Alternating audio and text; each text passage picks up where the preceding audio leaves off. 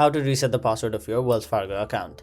Hey everyone, welcome back to another tutorial video. In today's video, I'll show you how you can reset the password of your Wells Fargo account.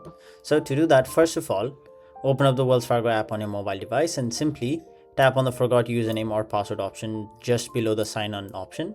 Now once you've done that, you'll have to first of all enter your username and then tap on the option continue.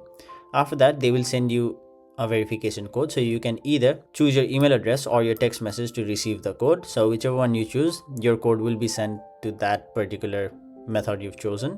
So if you choose email address, you will get a code on your email, and if you choose text message, you will get a code on your text message.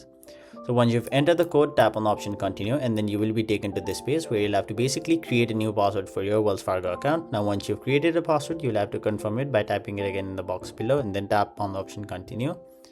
And once you've done that, you will have successfully reset the password of your Wells Fargo account. So that was it for this video. Thank you so much for watching.